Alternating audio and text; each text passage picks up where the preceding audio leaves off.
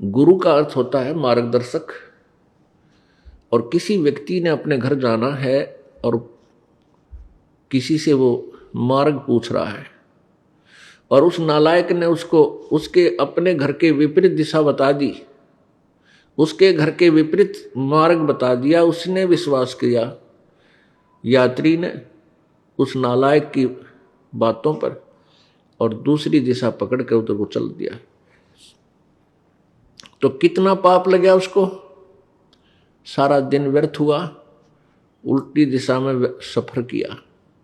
ऐसे ही ये जो मार्गदर्शक संत हैं, जो वेदों और गीता जी तथा सदग्रंथों से परिचित नहीं और संत बन बैठे, ये पिछले जन्म के पुण्यकर्मी प्राणी थे।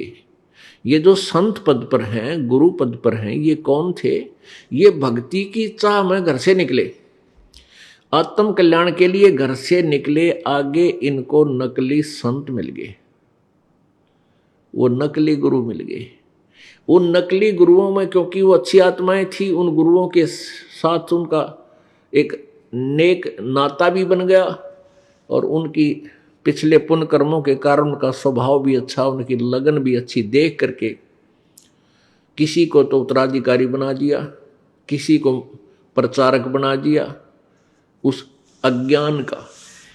वो भोली आत्मा फिर आगे दुनिया को गुमराह करने लग गए, अपना कल्याण तब भूल गए, औरों का कल्याण में लग गए, जबकि स्वयं ज्ञान नहीं।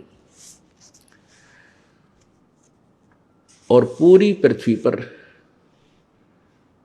अब यही व्यवस्था बनी हुई है, किसी भी संत के पास यथार्थ ज्ञान नहीं और सभी गुरु बने हुए हैं। गुरु का अर्थ होता है मार्गदर्शक, यथार्थ ज्ञान देने वाले। तो पुण्यात्माओं, वो महादोषी हैं और आप जी का जीवन बर्बाद हो रहा है। अब वहां जो 10, 15, 20 वर्ष से लगे हुए थे उन संतों, नकली संतों के पास, उनकी पुण्य कमाई जो थी वो समाप्त हुई। अब उनकी दुर्गति शुरू होगी। उन पंथों में दुखी हुए प्राणी अब यहां आ रहे हैं, अपनी गाथा बता रहे हैं कि मेरे पास सब सुख था, अच्छा व्यवसाय था, खूब दान करते थे, वहाँ सेवा भी करते थे, महीने में जाते थे, हफ्ते में जाते थे, और सब कुछ लुट गया। मानसिक परेशानी होगी, घर में भी कष्ट, भूत बोलने लग गए।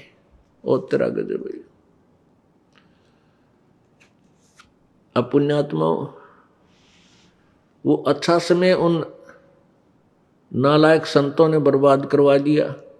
पहले तो जो उनको सुख था 10, 5, 20 वर्ष तो इसलिए रुके रहे कि हमारे घर में सुख हो रहा है, और वो हो रहा था उनके पिछले पुण्य से।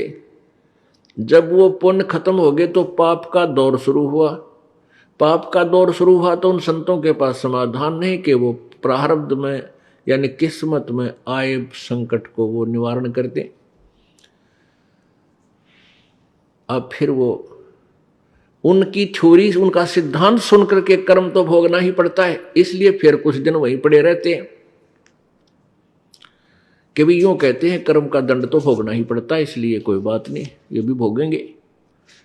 तो पुण्यात्मा, इस काल भगवान ने अपने नकली संत भेज के, नकली संदेशवाहक दूत भेज करके पूरे रूप से पूर्ण मानव को अज्ञान से परिपूर्ण कर दिया और भक्ति से भगवान से कोसों दूर कर दिया।